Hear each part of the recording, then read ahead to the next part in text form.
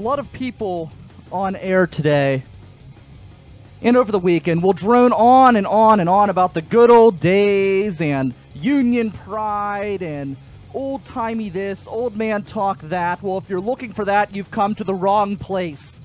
Dust off Granddad's old AM receiver and find that old-timey station on the AM dial, because we just don't have time for none of that here. I'm Brian Crawford. You can find me at River Talk PGH, 412-407-2PGH. That's 412-407-2744. I am Pittsburgh's moral compass. I am the master of the Millvale Shore. You are in the presence of greatness. You can listen to us or watch us live at riversedgepgh.com, powered by NJL WebTech. Honest, practical, and affordable. Go to njlwebtech.com for all your web servicing needs. How is it that everyone is off work? I'm in a union. I'm in a union, right? And I'm the only one punching the clock. What the hell is up with that? Speaking of extra work, I'll be producing Mike Sassen's show tomorrow. So if you haven't found yourself tuning into his show yet, maybe the sweet, sexy sound of my voice is just what you need to push you over the edge. I'll tell you what's pushing me over the edge today, and it's this crap from Wells Fargo.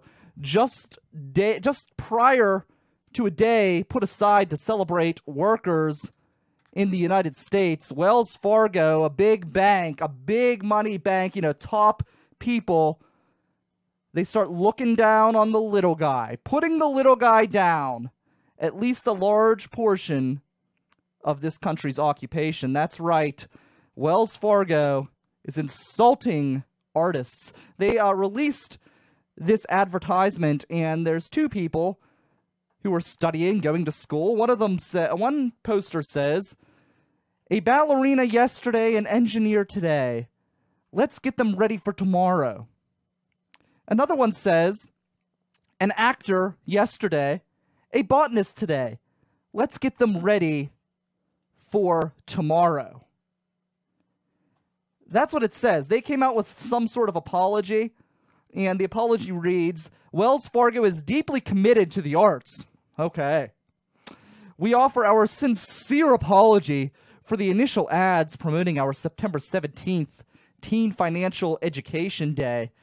They were intended to celebrate all aspirations of young people, and they fell short of that goal. We are making changes to our campaign's creative that better reflect," and that's what it says, to changes to the campaign's creative. That's not even a real sentence.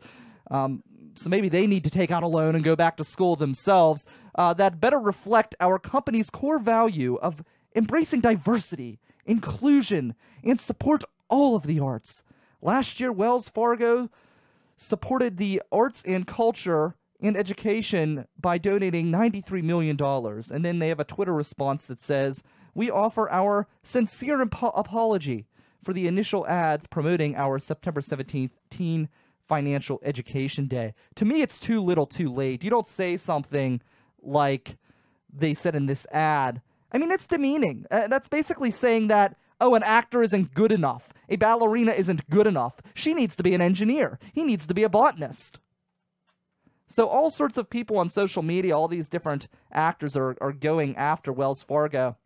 Josh Groban says he's going to take out a loan at Wells Fargo, and he's going to write Botany, the musical. Let's see. Heather Headley, she says, "Wells Fargo, I was an actor then, and I am an actor now, and it's not the inspiration for the actors of tomorrow." Or this is not the inspiration for the actors of tomorrow. All sorts of good stuff here. Let's see. "Arts education saved my life." This comes from Andy Mintus.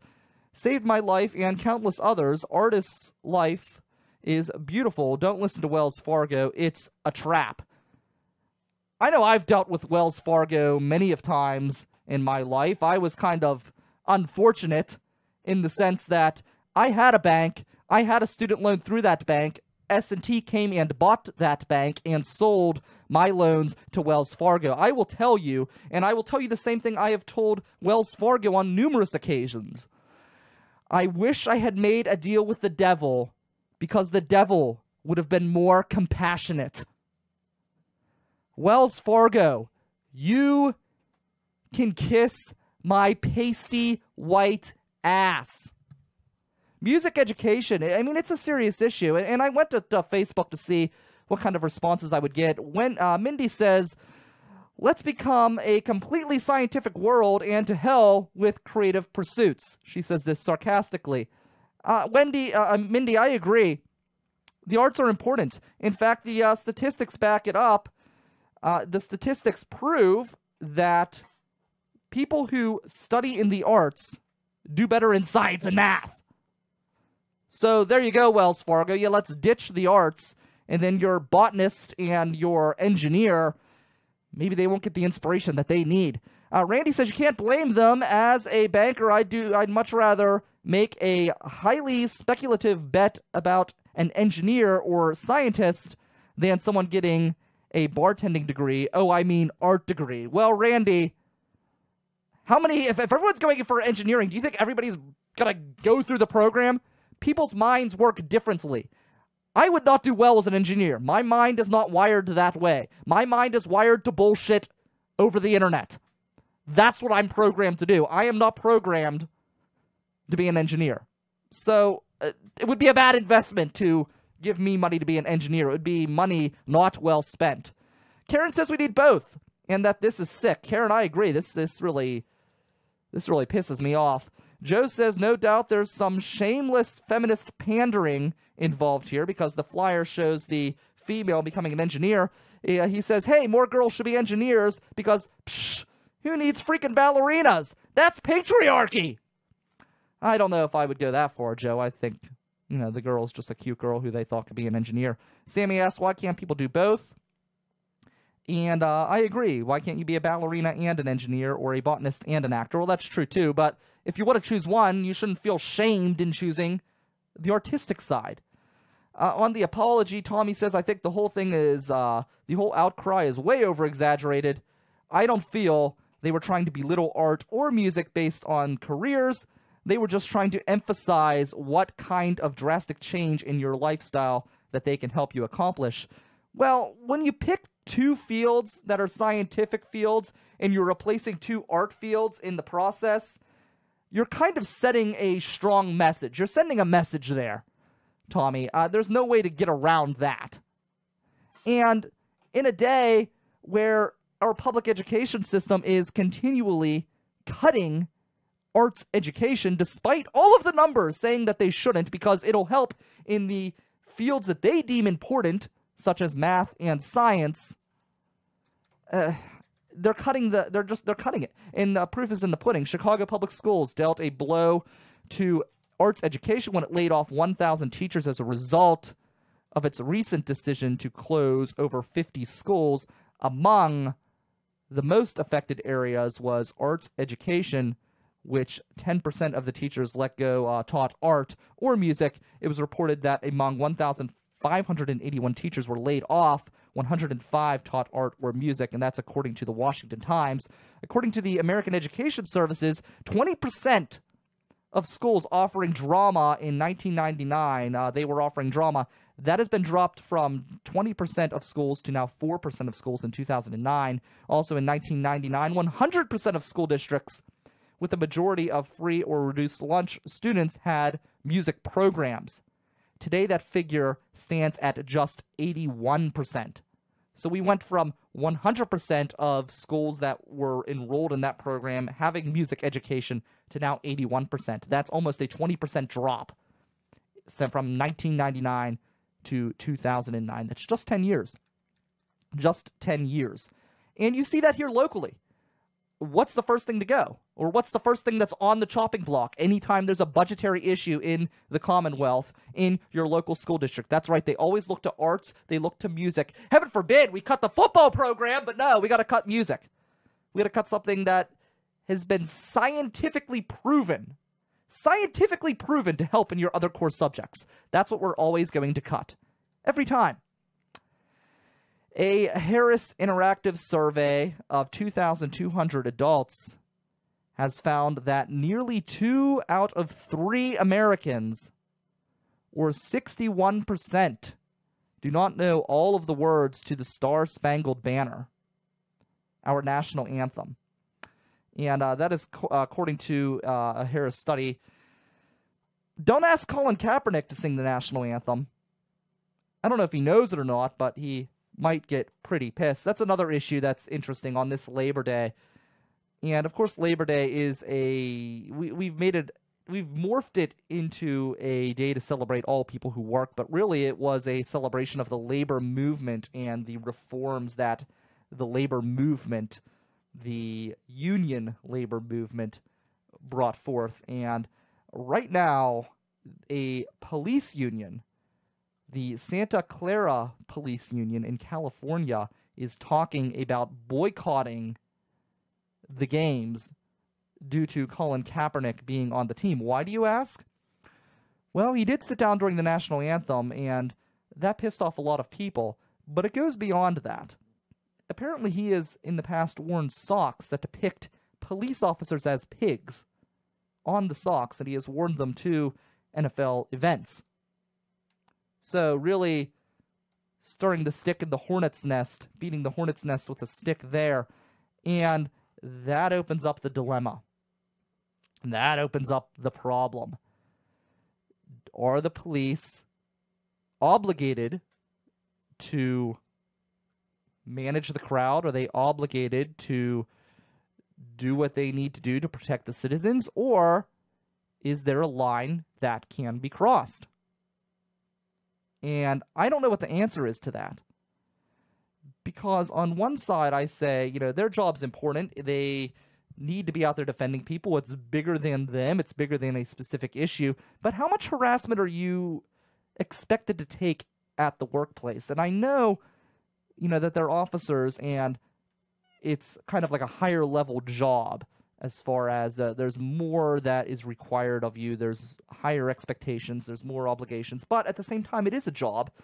And any other job you work in the world, you would not be expected to put up with demeaning acts thrown in your direction. And it shows an absolute lack of respect for these officers. And yeah, it's their job, and obviously I'm comparing apples to oranges here, and there is a different set of criteria for police officers, and that's not a negative to them. It's actually a compliment for how important their job is. But if I was working a retail store, for example, and a customer kept coming in and harassing me or saying disparaging comments toward me, I would not be expected to wait on that customer. Again, it is a bit of a different scenario, but there are some parallels. And I don't know what the right answer is. I'm interested to hear what Matt Gajka has to say. He'll be coming in just a few minutes to discuss here. When he gets here, hopefully he'll walk in. He's not sitting out there, is he, Andy? No, okay. When Matt Gajka gets in, he's going to give his... Oh, he is out there? Okay. He is here? Yeah, he did come in. Okay, so he can come in. We're going to bring Matt on here. Just actually right now, he's going to sit down and we're going to talk about this situation. I want to hear his thoughts because Matt, unlike many sports people on the radio who are, so singularly focused and they can't think of something outside of the realm of sports, Matt is not in that mindset. Matt, you can have discussions about the sports field that maybe don't go into the X's and O's. That's what I always have respected about you. So we have Matt here, Matt Gajka, and we also have Andy Ullman. He's sitting across the table, just in case you're wondering who you're looking at. Matt Gajka, nice to meet you. Yeah, we're going to be talking to we're going to be talking to Andy about his new EP release, which is coming out. So I'm excited to talk to him about that. But we're talking about the Colin Kaepernick situation, and this has been a reoccurring subject on my show. And I've been going at it from the labor perspective, and a new development has come up. Do tell. We've been talking about the labor side from the NFL perspective, but now we have Santa Clara police officers threatening the union, threatening to boycott games because he wore socks that depicted police officers as pigs. I don't see how you can respect yourself as a police officer if you abandon your duty to work security at a major event. You're not working for the players necessarily. You're working for the fans there. You're working for, in general, the community of Santa Clara. So that strikes me as quite an irrational stance to take from the police department. And I get that they're insulted by that. I'm pretty sure I would feel pretty heated about it too. But in the end, that's your job, to serve and protect, right? So I don't see how that's productive at all. I agree, but doesn't it get to a point where you've taken so much harassment, and in the workplace you're kind of expected to have some sort of an environment where you're not going to be harassed and put down and have to deal with that kind of thing? As I said right before you came in, obviously I'm comparing apples to oranges here because the scope of the job is very different. But if I was working in a retail setting and I had a customer who kept coming in and berating me, I would not be expected to continue to put up with that person. Something would happen. Sure, but Colin Kaepernick is not in the face of a police officer saying, you suck, you can't do your job. He's making a stance, he's making a statement, but it's not a physically hostile one. It's not preventing the police from doing their jobs at all. So I think it is an apples and oranges comparison to what you were talking about, where that person in that scenario would be affecting your ability to do your job. And you could reasonably expect maybe some bodily harm to come your way if that person is harassing you to that degree. So I just wish that, well, first of all, I think Colin Kaepernick's stance could be a little more precise. I think he could express a little bit better what exactly he's in opposition to, not just police brutality, but what aspects of it, what parts of it does he really want to fight. So I think there are ways that both sides could certainly refine their messages they're sending out right now. Yeah, it's a crazy situation. I look at Kaepernick and I think we're making more of a too big of a deal out of this situation. We've talked about this governor in Maine who literally has come down and said minorities are the enemy, and really, he's actually said that didn't catch that. Yeah, well, that's my point.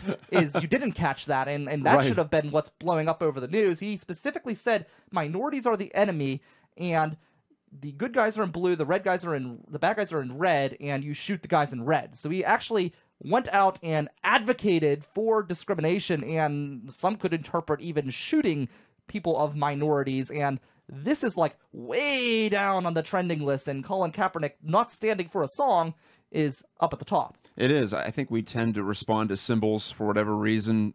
Sports is bigger than ever, too, and it's the NFL, which is our biggest sport. I'm not surprised that it's a big thing, and people love to express their takes on situations like that. And people are really sensitive about the anthem, about God Bless America, I've found, too, even though these are not integral parts of our republic. They're essentially nice little traditions we've set up, basically. And Kaepernick's taking a stand against it. It's not even as bad as if he were to turn his back on the Pledge of Allegiance, I guess, is the one thing that's closest to, you're supposed to put your hand over your heart during the Pledge of Allegiance. But the anthem, God Bless America, whatever, those are all much more... it's more of a laissez-faire type of an attitude toward him, I think, in terms of just what it means for our country. These are just, like I said, little traditions that for whatever reason resonated with people, and maybe, Brian, the reason that we're not hearing so much about the governor of Maine is because it's really easy to say, oh, that football player should stand up, but what do you say to a guy who's actually running a state that says something like that? It's frightening. Yeah, I think that is almost too real for some people to even consider. I mean, a country's made up of people, not songs and lyrics, right? I mean, that's... That's true, yeah. This is a very small part of our country, is the Star-Spangled Banner, for God's sake, which isn't even a good song, by the way. No, it's a poem that they put to a drinking song, so like a lot of good songs are actually based off of that. But yeah, let's not besmirch the drinking songs. Well, that's true, yes. So, in Heaven There Is No Beer, coming up, by the way, as fall rolls in. We'll get into that Nice. later in the program. My top 5 things that are awful about fall. But staying in the current, what is going on in the world of sports? What is new and what is developing? Well, I think the Kaepernick story is still pretty big on the national stage, and we just saw a women's soccer player, Megan Rapinoe, take a knee for the national anthem in a women's professional game here in America, and that she is openly gay, so she said she can commiserate with what Colin Kaepernick is feeling like that. As a gay woman, she has not gotten the full protections of the Constitution, of the Bill of Rights that the same things that Colin Kaepernick is talking about. So she kneeled in solidarity yesterday, and I thought that was a brave stance for her to take. Anyone who does this, even if we don't agree, Brian, I think with what they are arguing, with what they're standing up for, I think we can all appreciate the bravery it takes to step outside of the norm and do something different. So I always appreciate that, even though, as I said, with Kaepernick, I think he can be a little more articulate about it. But in a lot of ways, I talked about symbols resonating with people, just not conforming with the system, not going along with things can be enough to get people thinking. So I think it can be constructive even in that very blunt way. The Pirates are kind of on a roller coaster, right? No doubt. They have now lost 6 in a row, which is their longest losing streak in 2 years. More than 2 years, since August of 2014. And, well, I've been saying it for a while, but a difficult team to figure out. They're now at 500 at 67 and 67. So we're at Labor Day, and they're right back where they started 5 months ago. Funny how that works out, but that's the way that this team has gone. What is really interesting, and I was on The Final Word on WPXI last night talking about this, the Pirates took a chance by starting the year with a whole bunch of uncertainties in their starting pitching rotation. They made it through. They got to August with 3 rookies in the rotation now. Got to September, in fact, with 3 rookies in the rotation. And they're doing much better in the pitching area. All of a sudden, the hitting has stopped, though. And it's almost like a Murphy's Law type of a season for the Pirates. Yes, they're still in it. They're 3.5 games behind the Cardinals, who are in town this week starting today. I'll be out at PNC Park for that one, 4 o'clock. Little Monday matinee on this holiday. But if they can sweep the series against the Cardinals, then they're really in it. If they can win 2 out of 3, then they're somewhat in it. But the stakes have risen and time is running out, and it's still difficult to say what the ultimate potential of this team is, because if they hit like they did early in the season with the improved pitching, they could go on a run just as likely as anybody out there in the National League playoff field or the prospective playoff field. But if they continue along like this, it's looking like somewhere around 80, 82 wins, and that's not going to be enough to make the playoffs. Yeah, it's crazy. I know I've been listening to some of the discussion. I've listened to some of your discussion, and it's just like there's so many scenarios that could play out. It's just sure, there are, I think, 4 teams legitimately in the running for that last spot. I guess 3 if you factor out the Rockies, but the Pirates, the Mets, the Cardinals, and the Giants continue to lose, so even that first spot is open. But the Pirates, after winning all 4 in Milwaukee, which had never been done before, they'd never play well up there. Then they lose 3 really tightly contested games to the Cubs at Wrigley. I spoke about that on my show this past week here. And then against the same Brewers team they just blew out of their own building, they get swept at home. So it's been really weird for a team that's done exceedingly well at home, too, during the past 3 years. They've always been a good home team. Now they're below 500 at home. They're 33 and 34. They've lost 11 of 12 at PNC Park. And wow. That's not what playoff teams do, usually, not to rule it out, but at some level, you have to defend the home field, and they, by definition, have not done that more often than not in 2016. Steelers, they're finally done with preseason. Finally. Have to be happy not to see any more of that crap, right? Well, I have to be happy, I guess, that there are no more injuries as well. That's the one thing about NFL preseason is it goes on. And you had Cameron Hayward, one of your key members of the defense, injured. We're not sure how good he's going to be for the opener coming up, so that hurts. He's on the defensive line and has been a Pro Bowl caliber player for the last couple of seasons. So that one hurts, as does the injury of Bud Dupree. He hasn't played all preseason, so you can't blame this on the exhibition schedule, but some sort of a groin tear. Yes, it sounds very painful, and it must be, especially if you're a linebacker, as he is. First-round pick last year. He's going to be out for at least half the season. So the defense, which needed to get a little bit better, is looking compromised from the injury standpoint. On offense, they still have some big weapons, but some inexperience at tight end, at left tackle. At center, they have Marquise Pouncey back, who's been a Pro Bowl guy when he's in there, but I'm not sure we can pencil him in for that level of performance coming back. He's been off the field more than on in the last 2 or 3 seasons. For me, I said this last night on TV. I think we're looking at more of a 9-7, 8-8 season, considering the injuries and the suspensions. Le'Veon Bell, 3 games. Martavis Bryant, the whole season. Obstacles created and foisted upon them have limited the potential, I think, of this year's team. But we'll see. The first game is not, of course, didn't happen this weekend. That's the start of college football. But next week, everyone gets it going in the NFL. Someone could just put down the pipe, and maybe this offense will be in better shape. Pipe or bong or whatever you're using. Spliff, if you're a Bob Marley fan, I suppose. Always root for a weed joke when it comes to this stuff. So yeah, we're not above that. Not at all. No. All right, Matt. Thank you so much. Looking forward to the show this Friday morning, 8 a.m. and looking forward to reading you as always on DK Pittsburgh Sports. You're kind of like the voice of that network now, huh? The behind-the-scenes voice. I like to think so. I appreciate the title being bestowed upon me. I'll take that. And thank you for having me in. Good to check in. So that is Matt Geica with your sports update.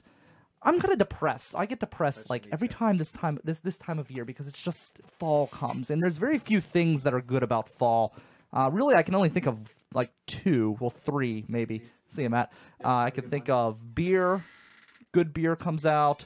What else do we have? We've got good Halloween, Thanksgiving. I like to eat. I mean, everyone likes to eat, right? Andy, you like to eat? Oh, I love to eat. It's yeah, I would say that's one of my top favorite 2 things. Yeah, eating food and eating more food. Yeah, eating's good. But all in all, fall sucks ass. Let's be honest. And in 25 seconds, I give you my top 5 reasons why fall sucks.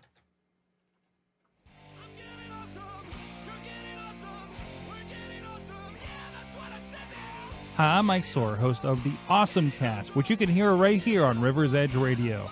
We're talking tech, getting geeky every week with people from Pittsburgh in the industry. Go check us out, awesomecast.net, or listen to us right here on River's Edge Radio, Thursday mornings, 8 a.m. after Funny Money. All right, the top 5 reasons why fall just really, really, really sucks. Number 5, ragweed and allergies. Ugh. Awful. I'm allergic to nature, so fall and spring, especially spring, when it comes to allergies, are awful. 5, ragweed and allergies. Just sucks. Really, really, really sucks. Do you have allergies, Andy? I do, but honestly, not so much in the fall. I'm a spring allergies guy. In the fall, I'm actually that's when Andy's thrive, kind of. But in springtime is when I'm dying. Yeah, okay. So while you're springtime dying is in the worse fall, for me. Yeah. I can kind of. Well, spring is worse for me. I agree, but it's still there in the fall. For me. Yeah, absolutely. Just my particular variety, I guess, of allergies.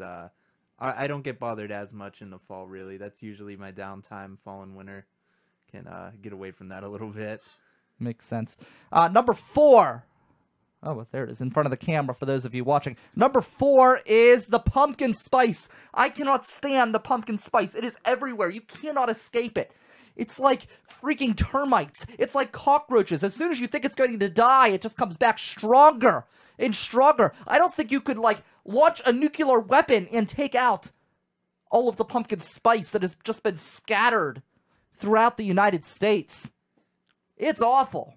It's really, really, really obnoxious. Number 3, early Christmas crap.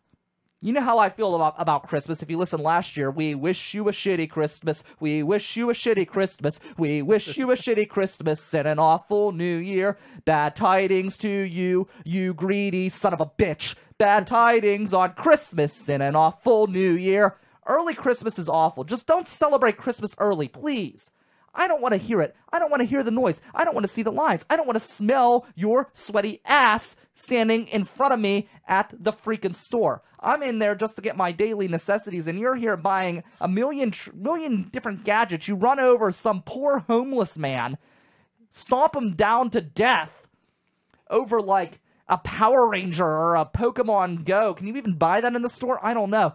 But it's just stupid. It's just dumb. Christmas brings out the worst in people, and fall nowadays is the beginning of the Christmas season, and it just sucks because you can't even enjoy the few good things I expressed before the break about fall. So just don't celebrate Christmas early. Number 2, death of everything. Everything dies in fall. All the trees die, all the weeds die, all the critters die. Everything just dies. Death. It's awful. It's depressing. Everything is dreary. Everything becomes dark. Everything is kind of sad and depressing, and I don't like it. I like the happy summer. I want summer back. I just want summer. I want my summer, damn it!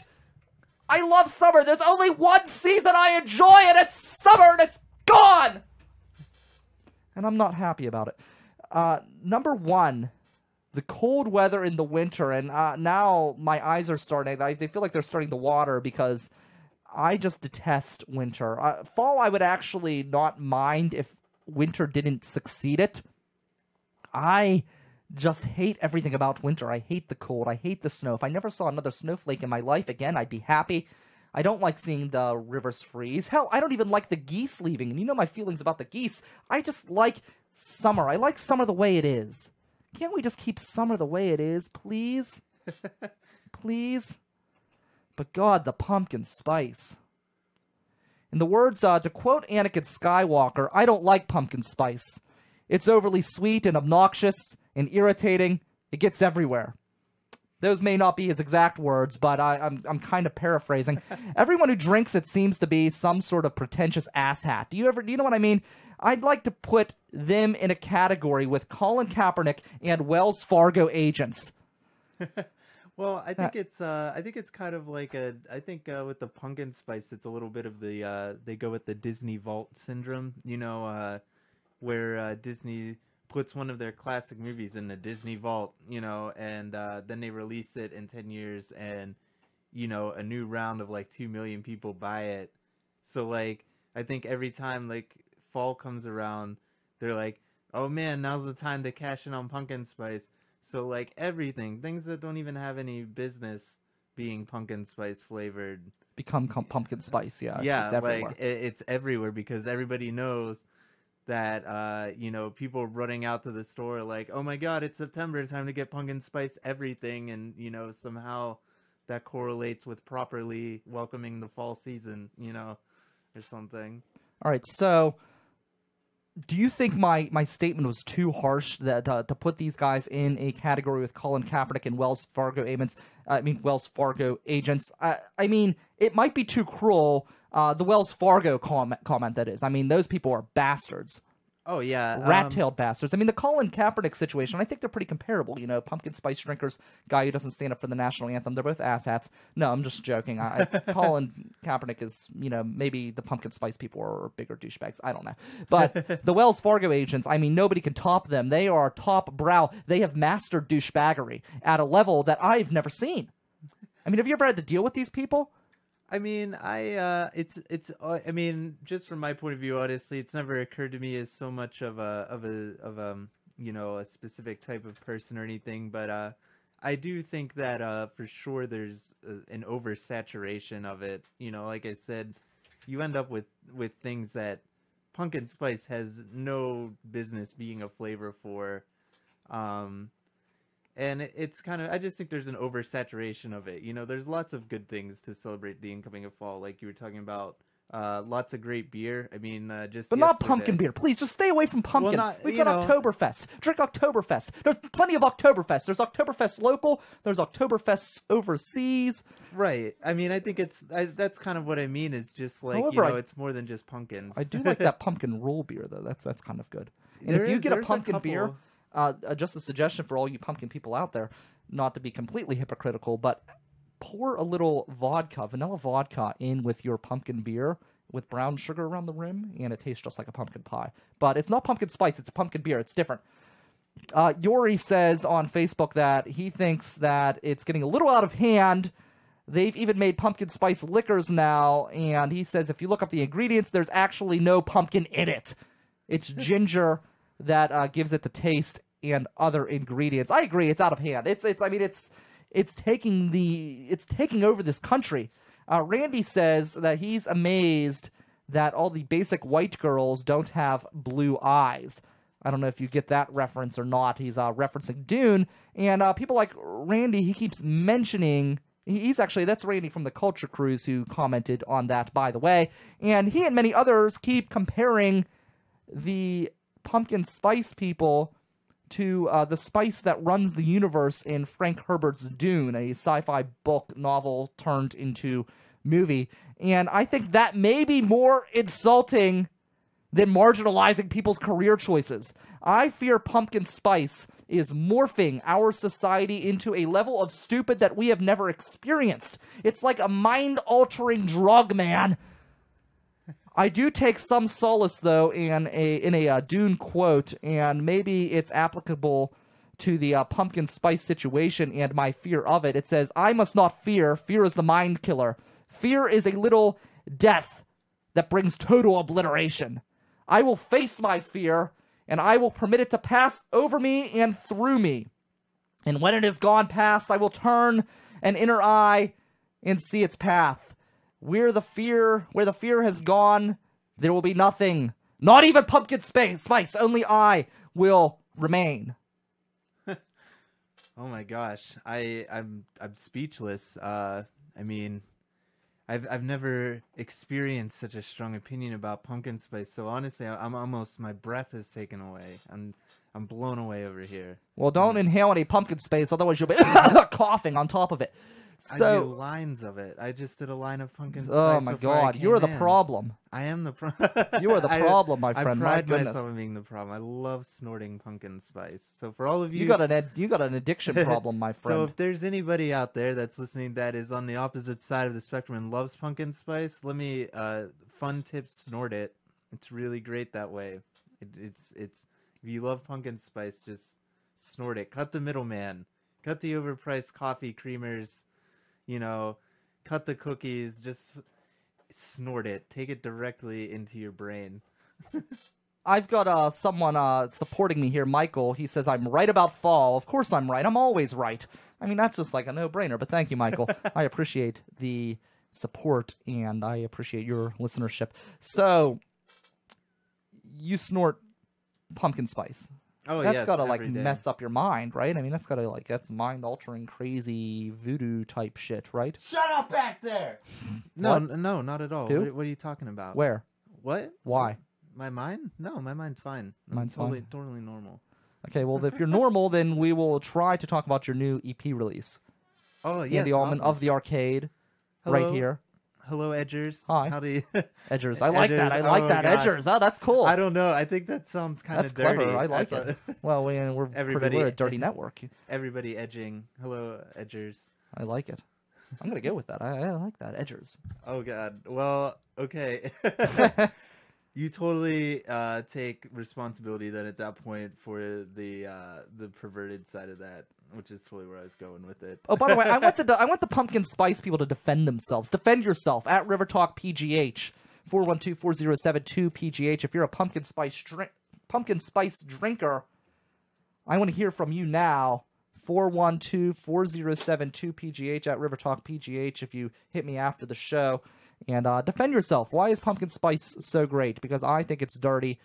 Andy, you're addicted. You have taken the plunge. Do they have any kind of like treatment centers for that? No, just places where I can get more pumpkin spice. So basically, they yeah. just feed your addiction. Yeah, it's wonderful. I go in, I tell them, you Sounds know, awful. I What have happens if the a pumpkin? problem. What if the spice runs out? You know, then I'll just find something else. Really, you know, like there's always cocaine. You know I'd probably be stepping back a little bit on that one, but you know, I could always. Yeah, pumpkin I could spice always is be- pretty strong stuff. Yeah, I mean, so I can always just go back to coke. You know. What's the black market price on pumpkin spice?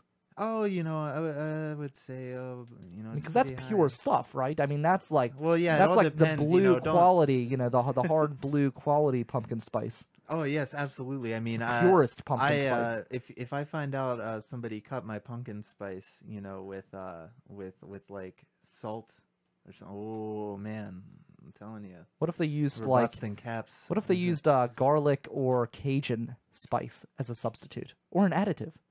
I feel like that would be very jarring. I feel like that would definitely. I feel like somebody would notice that right away if you were to snort like a Cajun seasoning, as opposed to. Well, maybe not. I don't know. Just you know what?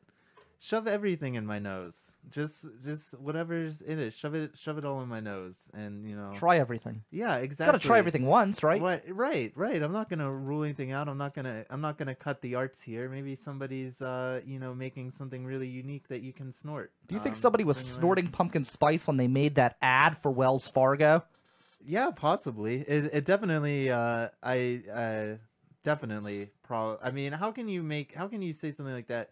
And actually, I did want to say one thing about that is that, I love how these huge companies, they're always saying things. We support the arts. We give money to this and that. And I think that is just seriously the most disingenuous thing you can do because, that like, there's not the CEO of Wells Fargo, whatever, or really any of their executives. They're not sitting at their board meeting saying, what can we at Wells Fargo do to help the arts? They're saying, they're looking at a budget. They're saying, hey, we can throw a minuscule amount of money at this arts thing. And then we can say, we at Wells Fargo support the arts. That's right. Your buddies at Wells Fargo got your back when you want to learn about art. And it's like, no, you don't support the arts. You throw money into something so that you can say you support the arts. But then you turn around and you make something like that. Like, you don't think twice about the arts. You know what I mean? You're just some business guy sitting in his office, and you probably don't even, honestly, I bet if you ask any of those people at Wells Fargo, aside from their PR person writing that statement, what arts program did you guys give money to, or whatever that was? No idea. They would have no idea. They wouldn't know. In fact, I would even go as far as to say, I bet you would probably get a pissed off response from at least one of them. Like, we gave how much money to what? Like they probably, I'm sure. I guarantee you there's some people, most of them, that don't even know that they give money to that. Here's some fun facts.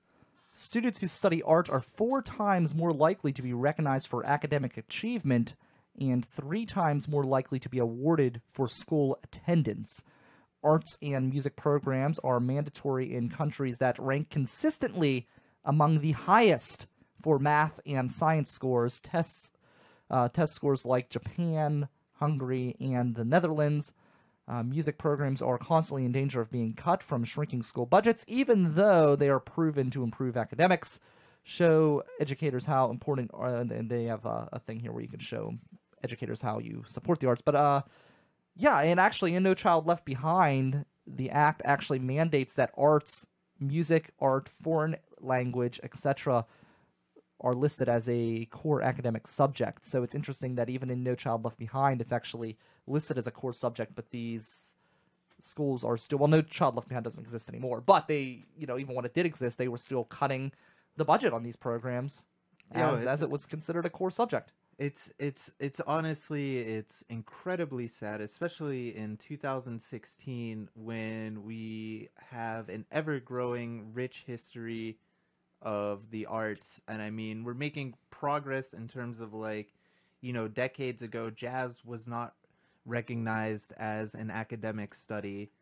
And it's just amazing with how much we've invested in art history and how much we've learned, about art and the different things that it's provided to us. It's amazing we have all this rich history, and yet we still find it in some minds to simply be just this monetary drain. I mean, there's so many reasons to appreciate art. There's so much great music that has been made, and thanks to the advent of the internet, all of this stuff is becoming even more accessible. So right now, there's a wealth of just wonderfully talented people out there, making digital images, making music, making all kinds of stuff. We are in a time when we can appreciate art more than ever. And it's amazing that, there's still some pencil-pushing financiers out there that are basically saying, oh, we don't need this. This is unimportant. This is just money. We can get rid of that and save however much money. But it's like, no, it's more important now than ever. It's more visible now than ever. I mean, if you can't see the wonderful art being made now and the wonderful benefits it has to society at this point, then when are you gonna get it? You know? Yeah, it's crazy. What the hell did this technical issues? I shrank something and for some reason it just decided to disconnect from the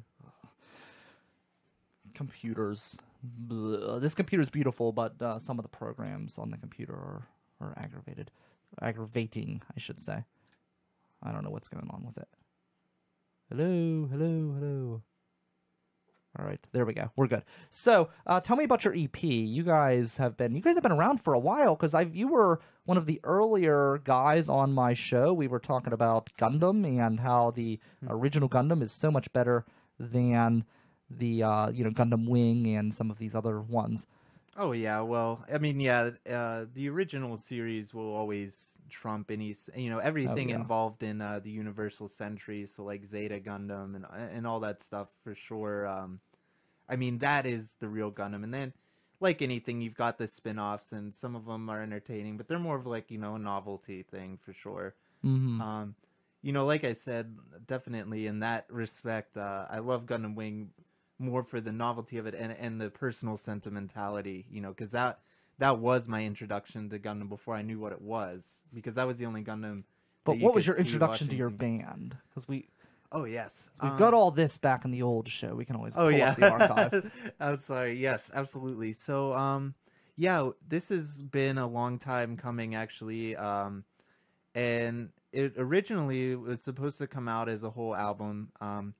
But we are paying for things out of pocket. So in order to kind of mitigate the costs on us a little bit, we decided to divide it up into 2 5-song EPs. And we actually discovered a lot of really nice unintended benefits of that. It ends up being, there's a very nice dichotomy between the 2 parts. So this first part that we're putting out right now is... definitely has a more upbeat kind of poppier feel to it. Mm-hmm. And so it's kind of neat how, this first part, it sets up the story. I don't know if I mentioned last time, but the whole thing follows a narrative. And the way this first half of it ends, it's a very upbeat thing. So it kind of ends on a positive note. It's got more poppy songs on it and, some more... uplifting subject matter, but then the second part is going to include some much darker material because the narrative ends with the protagonist eventually they kill themselves by jumping off a cliff into the ocean. Wow. Yeah, so like, definitely far more downbeat, but it's kind of cool in that way that like when they're both out, you'll have this one that's kind of more of like a pop, uplifting oriented high energy songs, and then the second one will definitely have more slower songs, more dark subject matter, leading up to the character's demise. But we've had the whole thing written.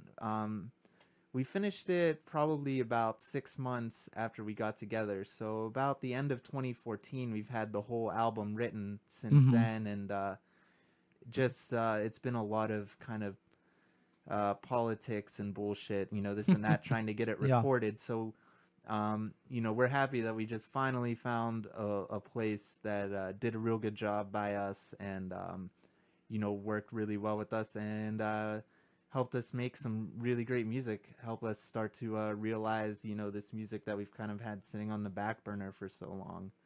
Are you afraid of losing anybody in the transition from the first style, the more upbeat, to the downer type of style? Because I love the idea of it being a complete story, and personally as a lover of music, I'm like, yeah, that's awesome.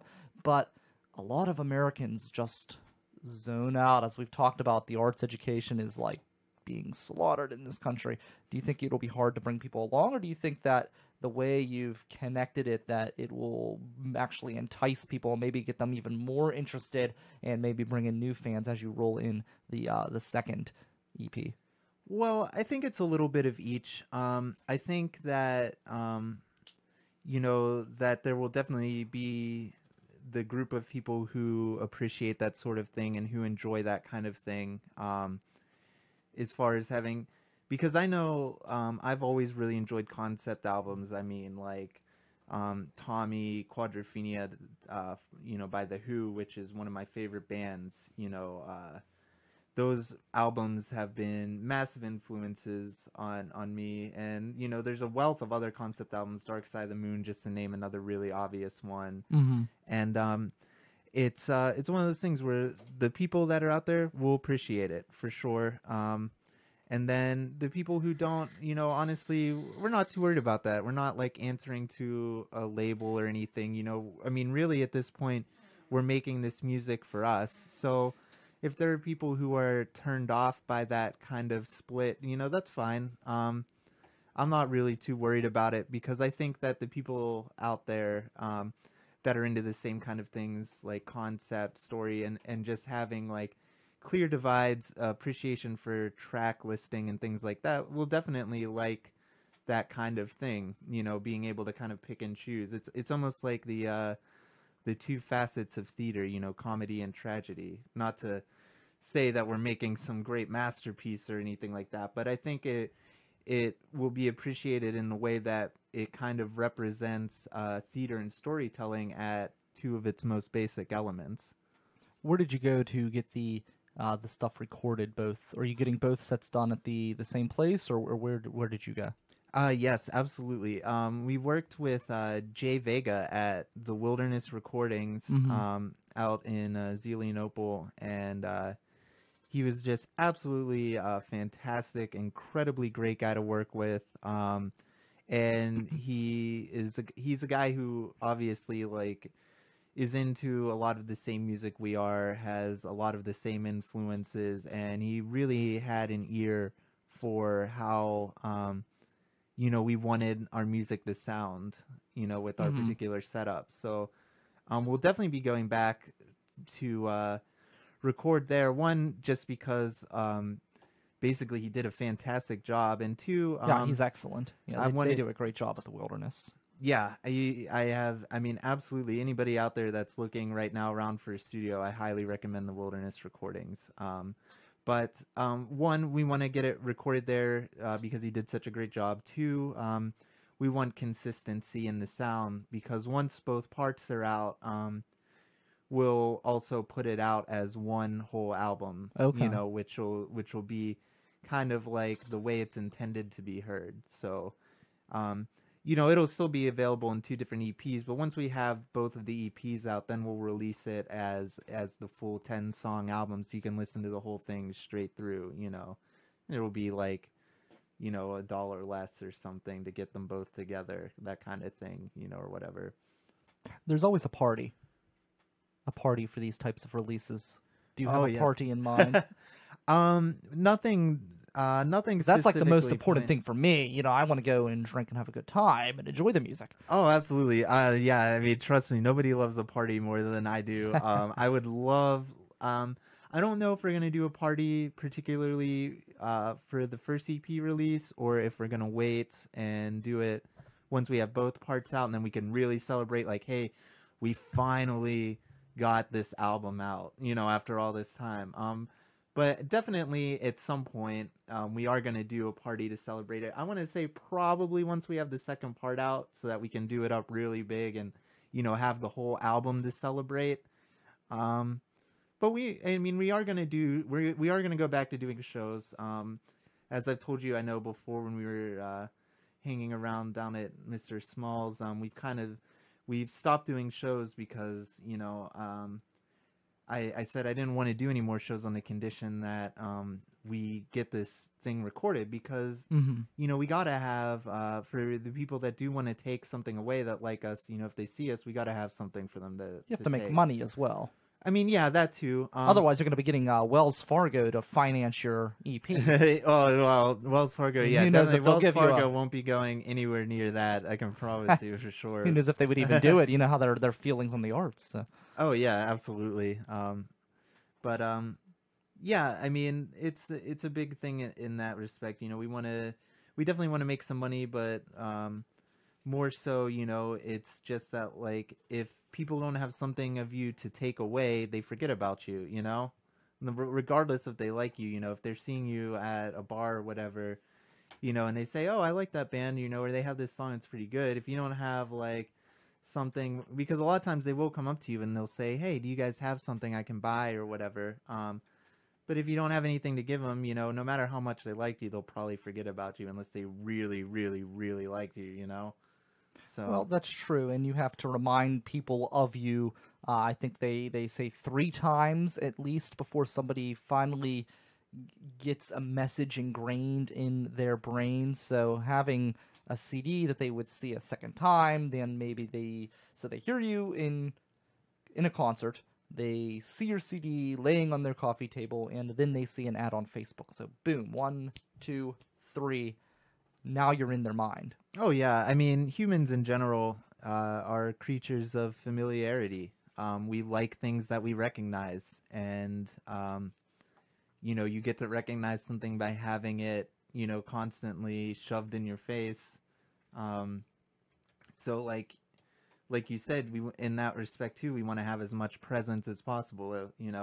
They can see the CD laying around at some point. In addition to seeing us, or if they see a poster for another show, they can say, oh, I've seen that band before, or something like that. I mean, we're creatures that we like things that we recognize. You know what I Sure. mean? Yeah, I'm excited. I think it's going to be a fun time. I'm excited to hear the album because I've heard you guys, perform live multiple times. But I'm excited to hear the new stuff, and I'm excited to see the entire story play out. Like, I'm really excited about that because I think that's such a neat idea because so many people just put together a collection of music, and I think it's nice to be able to tie things together and tell a story throughout an album. And I think that's a nice approach. Not that there's anything wrong with the other approach, but it's a refreshing approach, and I'm excited to see that. And what was the catalyst to that? Was that just because you were looking to be unique, or are you personally a storyteller at heart? Well, it was a couple of factors. One, like I said, I personally, have always been a big fan of the concept album, and I know that Yeah, the you said that, yeah. other guys in the group share that as well. And the second thing is we knew it was kind of an ambitious thing to do as like a debut release, but it comes back to we don't really have like anybody to answer to, so why worry about something like that? Sure, it might be jumping the shark a little bit to do a concept album, as our debut release, but whatever, again, if there'll be the people that'll like it, and the people who don't, that's cool. There's plenty of other music out there for them. And then, so we wanted to do it also for the challenge in writing the songs and assembling the material, because I think we all kind of feel that a good album has more to it than just a strong selection of songs. It typically has a good track listing, that where the songs flow in a way that feels natural and comfortable and kind of brings you those highs and lows emotionally. The second thing was, we wanted the challenge of writing, the lyrics in a way that they all kind of came together, because not all of the songs were originally written for the concept. So like we had to go back and for some of the songs we added and rewrite the lyrics a bit to have it fit the overall story. But it was kind of fun to do that. You know what I mean? Because it's like, instead of a song, like a single song where you're kind of going in and you've got this vague idea of what you want to write about, this was kind of like, okay, we know what this song has to say in the scope of the narrative. So you kind of go into writing the lyrics with that mindset rather than kind of just like grabbing at the air. You're like, I want this song to say this in the narrative, so how can we write the lyrics to convey that without it being direct, like you're reading a storybook to somebody, It's definitely a careful balance between being direct but also leaving things kind of open-ended and not just talking at the person, that's listening. Sure. Where can people get it once it comes out, and when is the official release date? I'd like to have it out digitally within the next 2 weeks. It will be available on our Bandcamp, and that's where it'll initially be released digitally. It'll probably be another month or so before I have hard copies. And those primarily will be available at the show, at the shows. Although, obviously, anybody can contact us if they want us to send them a hard copy, and we can work it out for them. But it will primarily be available digitally for most people on Bandcamp, eventually iTunes, whatever platforms we can get it on. And then we'll, promote it through our various social media pages. Very cool. You guys still need to get a Twitter. Yes, That's the thing. I did find out this morning. I can't put out your Twitter. I'm like, what's the Twitter? I know. We've I got couldn't Heather's Twitter. believe She's it. on next. Oh my god, I couldn't believe it when you texted me about that this morning, and I was like, oh sure, I'll give you. Yeah, I know we have a Twitter, and then I'm looking around, and I'm like, oh my god, we really don't have a Twitter. So yeah, that's where we're crazy. severely lacking right now in that respect. Well, you can look them up on Facebook. Absolutely. The Arcade is the name of the band. You can find it. You can also, if you look up, I don't know if you're okay with people adding you on Facebook, but if they message you there, that might be an avenue. Yeah. I mean, sure. Yeah, if somebody wants to like add me personally as a friend, I'm on Facebook as Andy Allman. So if you want to find me that way, that's cool too. We have one of your songs, "The Evil Within," and that's from the new release, correct? Yes. So It is. So we've got that. So here's a taste of what you can get in just a couple weeks at the Bandcamp page for the Arcade. Heather with your weather up next, and then we end the show on a reason to celebrate note. So that's all up next. Stay tuned. Your weather next with your full weather forecast from our chief meteorologist, Heather Nevels. And don't forget, if you want to be part of the music scene here in Pittsburgh, you can do so by becoming our patron on Patreon. You can just click the Patreon link at the bottom of the page. Thanks to Candace and thanks to the Wrestling Mayhem Show for your support. But again, your weather up next here on the River's Edge, Pittsburgh's voice for local music.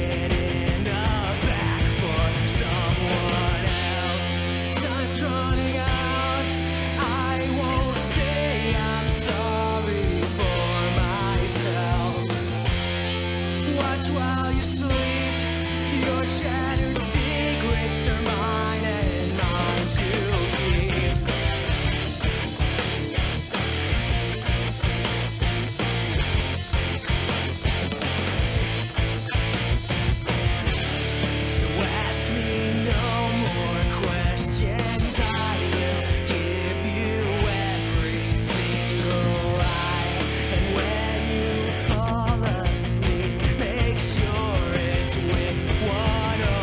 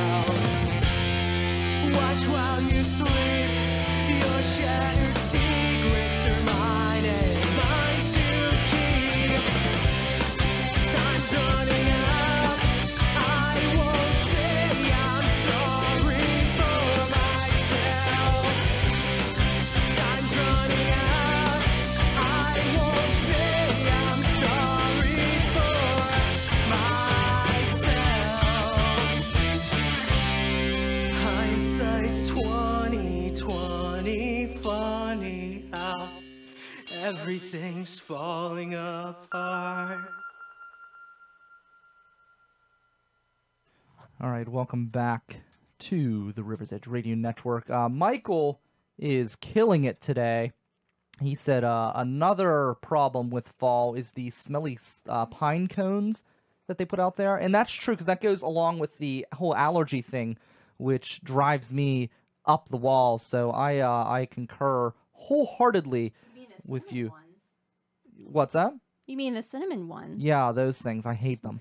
It's so good. We have Heather Neville's. Bet She's you gonna- like pumpkin spice too, don't you? Yeah.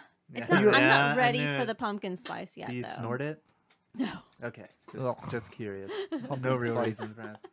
It's a little too much. Yeah, whoever does He who that. controls the spice controls the universe.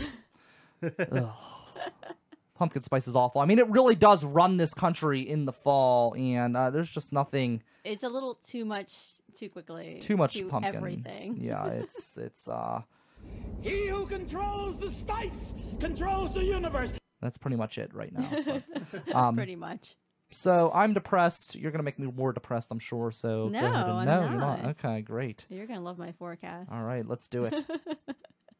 Okay, so we start off kind of cool today.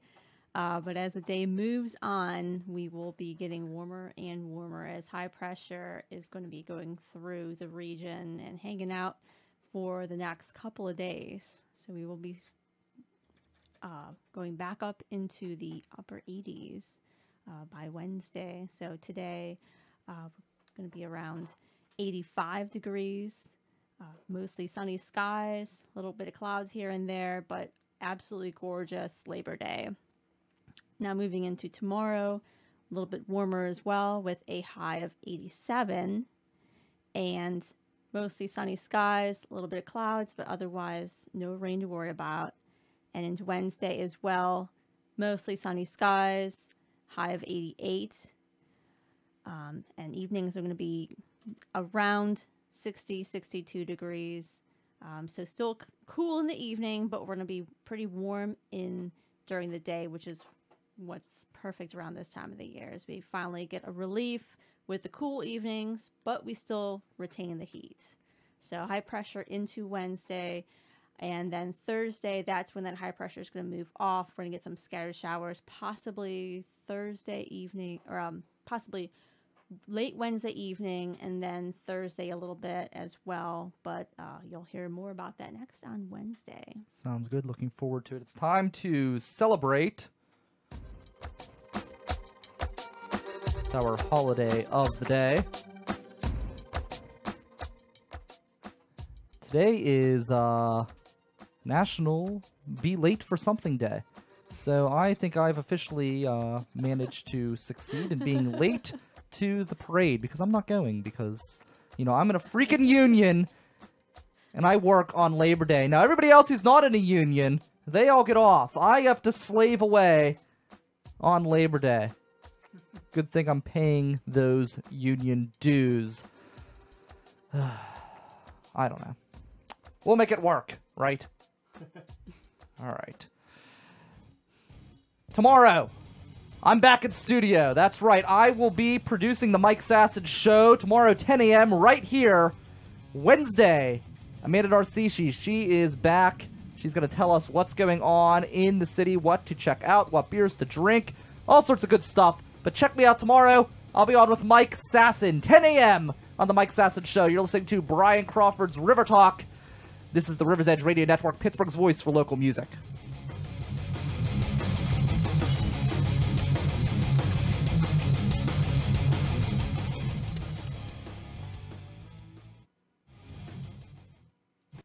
He who controls the spice controls the universe.